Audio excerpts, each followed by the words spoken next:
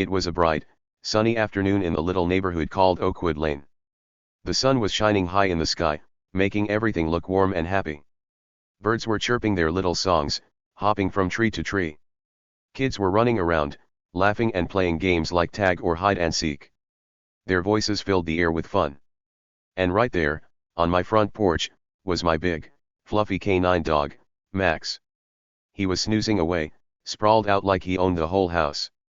His soft fur moved a little with every breath, and he looked so peaceful, like nothing in the world could bother him. To me, it was just another calm, chill day. Nothing special, just nice and quiet. But then, something caught my eye. Across the street, someone was watching. Not just watching Max, but staring hard, like they didn't like what they saw. That someone was a lady named Karen. Oh yeah, she was that kind of Karen, you know, the type who always has something to complain about. She was the boss of our neighborhood group, the HOA. That's the group that makes rules about how our houses and yards should look. Karen loved being in charge. She'd march up and down the street with her clipboard in her hand, looking for trouble. If your trash can was out too long, she'd write it down. If your grass grew a tiny bit too tall, she'd knock on your door and tell you to fix it. She acted like she owned the whole neighborhood, not just her own house. Now, Karen didn't like Max one bit. Every time she walked by, she'd stop and glare at him.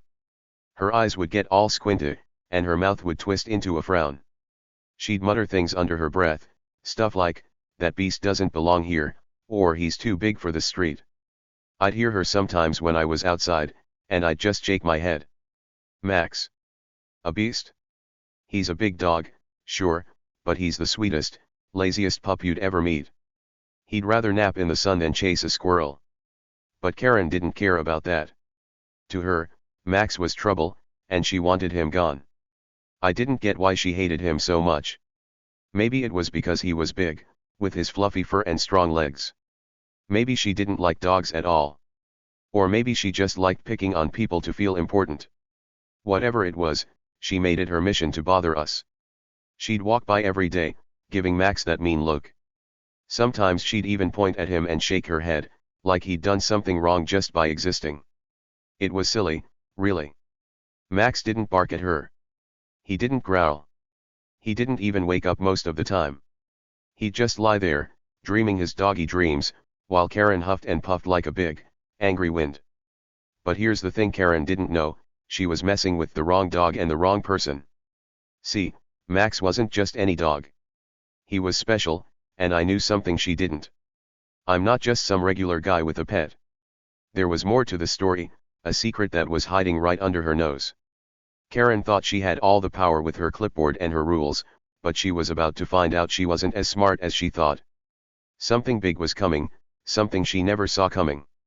And Max? He was right in the middle of it, even if he didn't know it yet. It all started on that sunny day, with Max sleeping and Karen watching. The neighborhood felt so peaceful, like nothing could go wrong. The kids kept playing, their sneakers squeaking on the pavement. The birds kept singing, hopping from branch to branch. And Max kept snoozing, his big paws twitching like he was chasing something in his sleep. I sat on my porch steps, sipping some lemonade, just enjoying the quiet. It was the kind of day where you feel happy for no reason, you know? The sky was blue, the air was warm, and everything seemed perfect. But then I saw Karen again. She was standing on her lawn, arms crossed, staring at Max like he'd stolen her favorite shoes. Her hair was pulled back tight, and her lips were pressed into a thin line. She looked madder than usual. I wondered what her problem was this time. Was it because Max was on the porch? Was it because he was big? Or was she just having a bad day and looking for someone to yell at? I didn't know yet, but I could tell she was up to something. Her eyes had that sneaky glint, like she was planning trouble. I leaned back and watched her for a minute. She didn't come over right away. She just stood there, staring, like she was waiting for the perfect moment. Maybe she thought I'd move Max inside if she glared long enough. But I wasn't going to. Max loved the porch, and he wasn't hurting anyone. He was my buddy, my big, goofy dog, and I wasn't going to let Karen ruin our day. Still, I couldn't help but wonder what was she going to do next? She'd complained before, but this felt different. She looked like she had a plan, and I didn't like it one bit. That's when I started to smile a little. See, Karen didn't know the whole story. She thought she was the queen of Oakwood Lane, but she was about to step into something way bigger than her silly rules. Max wasn't just a dog to me, he was family. And I wasn't just some guy she could boss around. There was stuff going on behind the scenes, stuff she'd never guess. I didn't say anything yet, though. I just sat there, sipping my lemonade, letting her stare all she wanted. Let her think she was winning. Let her think she had control. Because soon, she'd find out the truth and it was going to be a wild ride. So, what do you think Karen's problem was? Why was she so mad about a sleeping dog? Was she just mean, or was there something else going on? Stick around, because this story's about to get really good. Max might be snoozing now, but things are going to wake up fast. Karen's got no idea what's coming, and trust me, you're going to love it. Karen had it out for Max right from the very first day we moved into Oakwood Lane. She didn't like him at all. Not one little bit. Every time she saw him, she'd march over to my house, her feet stomping hard on the ground like she was mad at the whole world. In her hand, she'd hold her big HOA rulebook. That's the book full of rules she made everyone follow. She'd wave it around like it was a magic wand, shouting loud enough for the whole street to hear, "Dogs like that are a danger. He's way too big for this neighborhood." Her voice was sharp and mean, and she'd point at Max like he was some kind of monster. I'd just stand there on my porch, looking at her with a little smile. "He's harmless, Karen," I'd say, keeping my voice nice and calm. "Look at him, he's sleeping." And it was true. Max would be curled up on his favorite spot, his fluffy fur all messy, snoring away like a big, lazy bear. He didn't even open his eyes when she yelled. But Karen didn't care. She didn't want to hear it. She'd huff and puff, her cheeks turning redder than a ripe tomato. Her face would scrunch up, and she'd glare at me like I'd done something awful. Then she'd spin around and storm off, muttering, "I'll do something about this. You just wait." I'd watch her go, shaking my head. What was her problem? Max wasn't hurting anyone. This happened a lot. Almost every day, Karen would find some reason to complain about Max.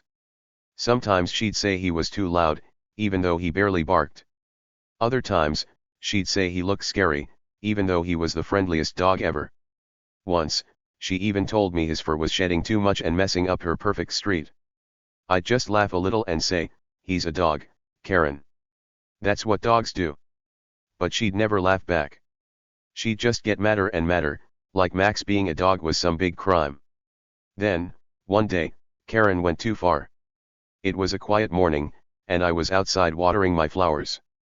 Max was on the porch, as usual, drooling a little in his sleep. The sun was shining, and everything felt peaceful. But then I saw her, Karen. She wasn't marching this time. She was sneaking. She tiptoed across the street, looking left and right like she didn't want anyone to see her. In her hand, she had her phone, holding it up like a spy. I squinted to see what she was doing, and that's when I caught her snapping pictures of Max. She stood there in my yard, clicking away, taking photo after photo of my sleeping dog. Max didn't move. He didn't even twitch. He just kept dreaming, his big paws flopping over the edge of the porch. I stepped out from behind my flowers and said, "Karen, what are you doing?" She jumped like I'd scared her, her phone almost falling out of her hand. Her face went white for a second, then red again. She straightened up, trying to look tough, and screeched, "I'm calling the cops. This dog's a problem, and you'll see what happens." Her voice was so loud, a bird flew out of a nearby tree. I rolled my eyes. Calling the cops? On Max? That was the silliest thing I'd ever heard. I looked at her and said, "Go ahead, Karen. He's not doing anything wrong." She didn't like that. She pointed her finger at me, shaking it like she was a teacher scolding a kid. "You think you're so smart," she snapped. "But I've had enough. That dog's gone." Then she turned and stomped back to her house, her phone still clutched tight in her hand. I stood there, watching her go, and I couldn't help but laugh a little. Max? A threat? That was crazy.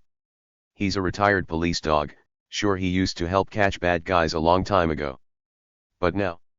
All he wanted was to nap and eat treats. He'd rather sleep through a thunderstorm than chase a cat. If you threw a ball, he'd just look at it and yawn. That's how lazy he was. But Karen didn't know any of that. She didn't know who Max really was, or what he'd done before we moved here. She just saw a big dog and decided he was trouble. And here's the funny part, Karen didn't know something else either. Something really big. See, she thought she was the boss of everything. She thought her HOA rules and her loud voice gave her all the power.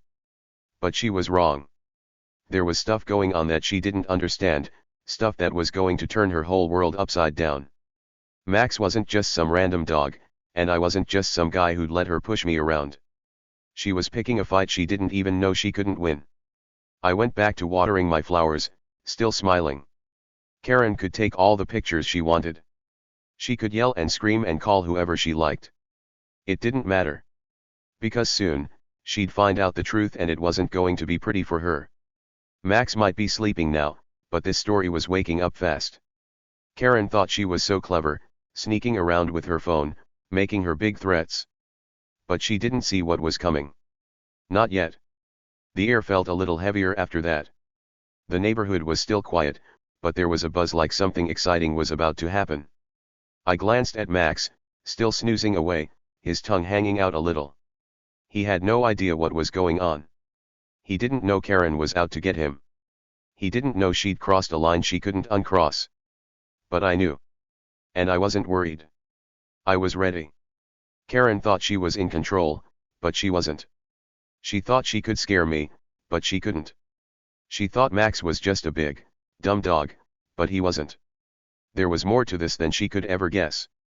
And every time she huffed and puffed, every time she waved that rule book, she was digging herself into a bigger mess. She didn't see it yet, but I did. And I couldn't wait for her to find out. The next morning came, and I was sitting on my porch, sipping my coffee. It was warm in my hands, and the sun was just starting to peek over the houses. Everything felt nice and calm, like it always did. Max was still on the porch, sprawled out, sleeping like a big, fluffy log.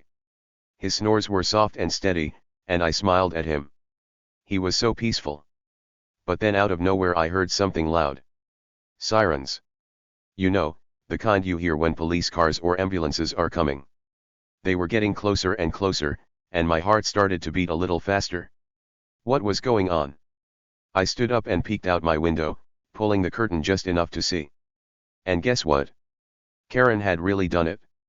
She'd called 911 on Max. There she was, standing on my lawn, her arms flapping around like a bird trying to fly. 2 cops were with her, their blue uniforms bright in the sunlight. Karen was yelling so loud I could hear her through the glass. That dog's a menace, she cried, pointing at Max. Arrest it? Get it out of here.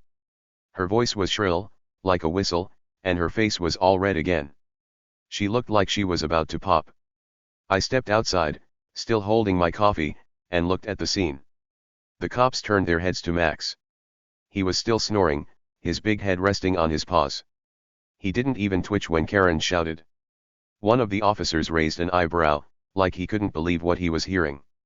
The other one scratched his head. Then they both looked at me. I just shrugged my shoulders and said, "He's just napping, guys. He's not bothering anyone." My voice was calm, because honestly, this was ridiculous. Arrest a sleeping dog? That's the silliest thing ever. Karen didn't like that. She spun around to face me, her finger jabbing the air. "Don't you act all innocent," she snapped. "That beast is a danger, and I've got proof." She held up her phone, waving it like it was full of secrets. I guess those pictures she took yesterday were her big evidence. I rolled my eyes again. Proof? Max drooling in his sleep wasn't proof of anything except that he was tired. But Karen kept going, yelling at the cops, "Do your job. Take that dog away." She was so loud, a couple of neighbors peeked out their windows to see what was happening. The cops didn't move right away. They just stood there, looking from Karen to Max to me. I could tell they weren't buying her story. Who would? Max looked like a big teddy bear, not some wild animal. But then, something funny happened. One of the cops, the taller one with a little mustache, started to grin. It wasn't a big smile, just a little one, like he knew something funny. And here's the juicy part, he wasn't grinning at me. He was grinning at Karen. She didn't see it, though. She was too busy flapping her arms and ranting about Max being a threat to the neighborhood. I caught that grin, though. My eyes went from the cop to Karen and back again. Something was up. Why was he smiling like that? What did he know? I took a sip of my coffee, trying to act casual, but inside, my brain was buzzing. This wasn't just about Max anymore. There was more going on, something Karen didn't expect. I could feel it in the air, like when you know a surprise is coming but you don't know what it is yet. Then the other cop, the shorter one with a notepad, stepped forward. He flipped open his little book and pulled out a pen. He looked at Karen and said, "Real quiet, ma'am, we need to talk to you about something else." His voice was low, but I heard it clear as day. Karen stopped yelling. Her arms dropped to her sides, and her mouth snapped shut. She froze, like someone had pressed a pause button on her. Her eyes got big, really big, like two round marbles. She blinked fast, staring at the cop. "What?" she said, her voice all shaky now. "What do you mean, something else?" The cop with the notepad didn't answer right away. He just wrote something down, his pen scratching on the paper. The cop with the grin kept grinning, and now it was bigger, like he was trying not to laugh. I leaned against my porch railing, watching it all. Karen's face went from red to white, like all the color drained out of her. She looked nervous. Really nervous. And that's when I knew this wasn't about Max at all. Not really. Karen had walked right into something she didn't see coming. I glanced at Max.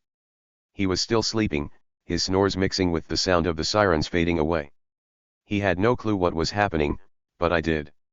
Well, sort of. I didn't know everything yet, but I could tell the cops weren't here just because of Karen's silly call. They had another reason, a bigger reason. And whatever it was making Karen sweat. She started fidgeting, twisting her hands together. "What are you talking about?" she asked again, her voice getting higher. "I called you about the dog. That's why you're here." The grinning cop shook his head. "Not exactly," he said, and his voice had a little laugh in it. He looked at his partner, then back at Karen. She took a step back, like she wanted to run but didn't know where to go. The neighbors were watching now, too. Curtains were moving, and a couple of kids stopped playing to stare. The whole street was getting quiet, like everyone could feel something big was about to happen. I stayed where I was, sipping my coffee, letting it all play out. Karen thought she was so smart, calling the cops on Max. She thought she'd win, like she always did with her HOA rules and her loud voice. But now she didn't look so sure. The cops weren't even looking at Max anymore. They were looking at her, only her. And that grin? It was telling me there was a secret, a good one, and Karen was about to find out what it was. What was it about? Why were the cops really here? Oh, you'll see soon enough. This story was heating up, and Karen was right in the middle of it.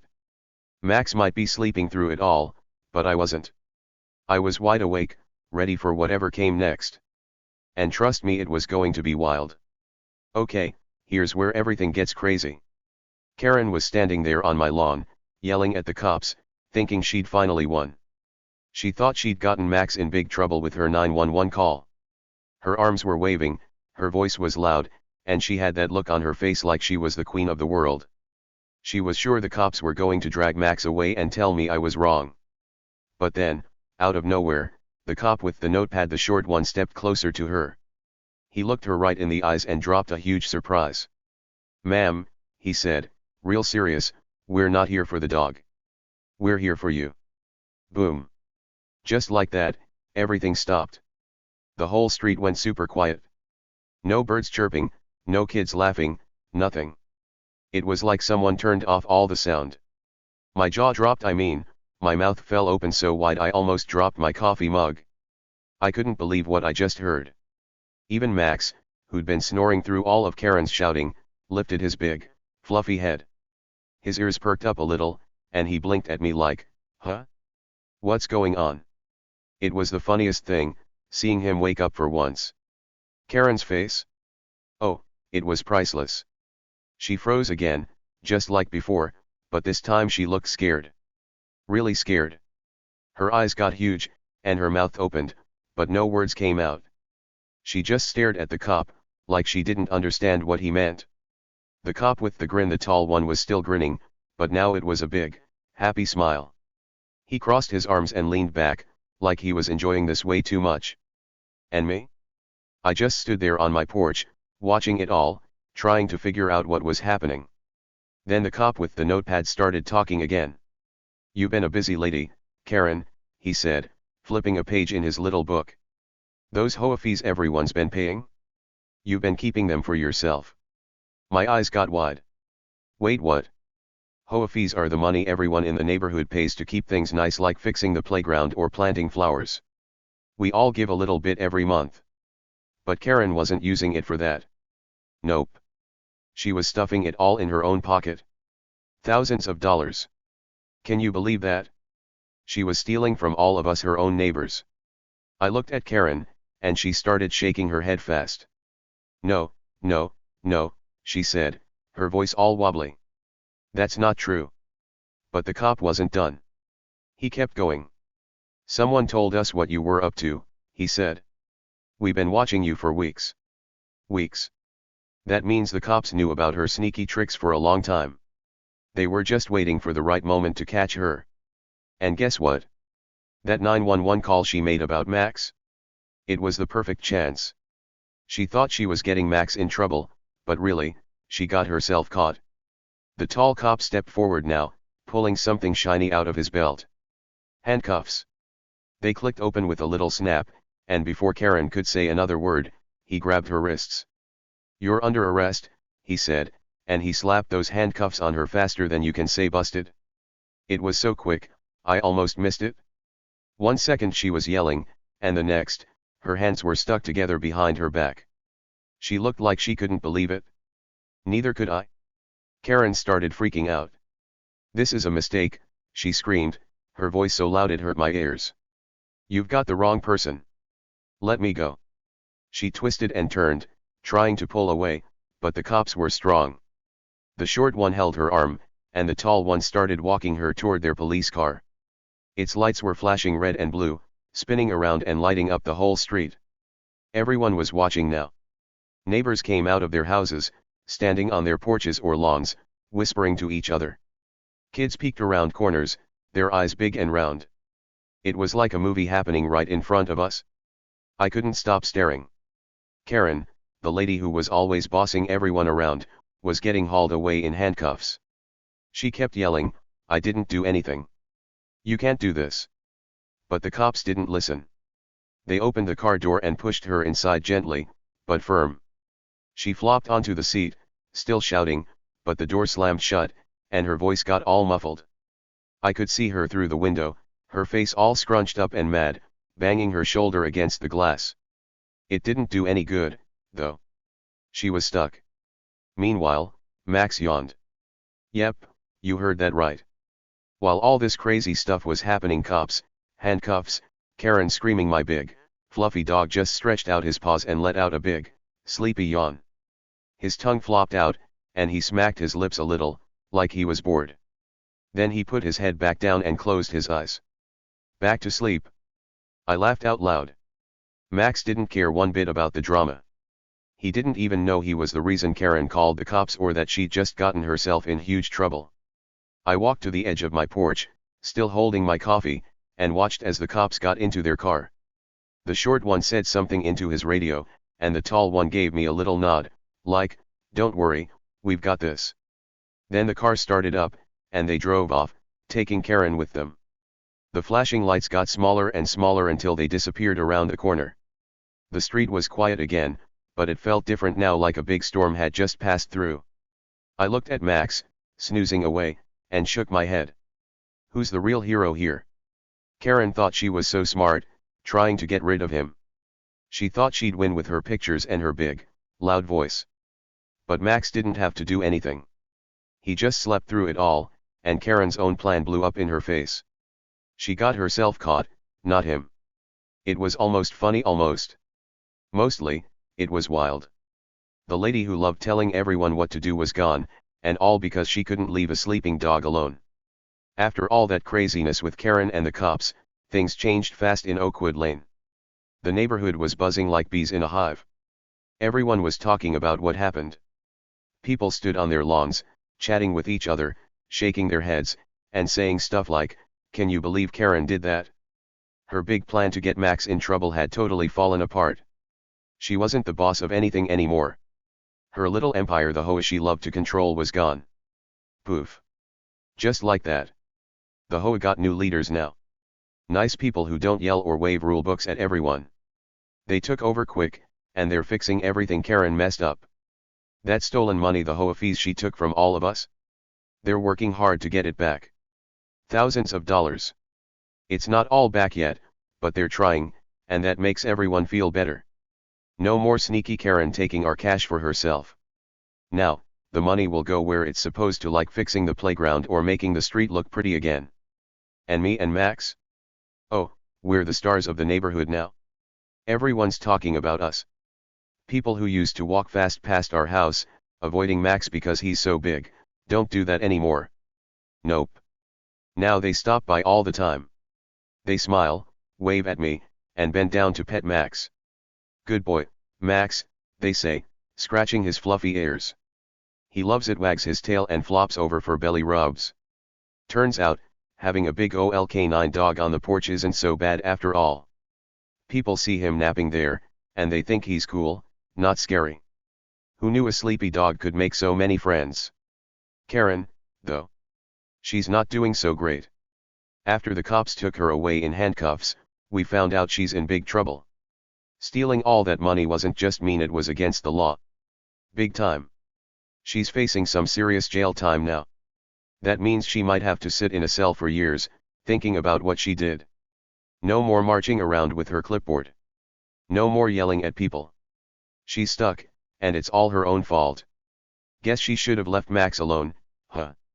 If she'd just let him sleep and minded her own business, none of this would have happened. I look at Max sometimes, snoozing on the porch, and I grin. He didn't have to do a thing, just nap, and Karen still lost. Next time, maybe she'll think twice before picking a fight with a sleeping dog. Or with me, the guy who knows more than he lets on. I never told her Max was a retired police dog, or that I wasn't scared of her silly threats. I just let her dig her own hole, and boy, did she fall in deep. Now the neighborhood's happier, Max is loved, and justice is served. Feels pretty good, if you ask me. Okay, let's wrap this up with something to think about. Here's the big thing I learned from all this craziness with Karen and Max: sometimes the loudest people have the most to hide. Think about it. Karen was always shouting, waving her rulebook, and acting like she was the boss of everyone. She'd stomp around, telling us what to do, like she was so perfect. But guess what? She wasn't perfect at all. She was sneaking around, stealing money from all of us. All that yelling and bossing was just a cover-up. She thought she could scare everyone into listening, but in the end, she got caught. She got what was coming to her big time. And Max? My big, sleepy dog? He didn't even have to do anything to win. Not one thing. He didn't bark, he didn't chase her, he didn't even wake up most of the time. He just kept snoozing on the porch, being his lazy, fluffy self. And somehow, that was enough. Karen tripped over her own mean plan, and Max came out on top without lifting a paw. That's pretty cool, right? It makes me laugh to think about it, a loud lady losing to a napping dog. So maybe there's a lesson here for all of us. Don't judge a dog by his snore or a neighbor by their quiet smile. Karen looked at Max and saw a big, scary beast, just because he's got lots of fur and strong legs. But she was so wrong.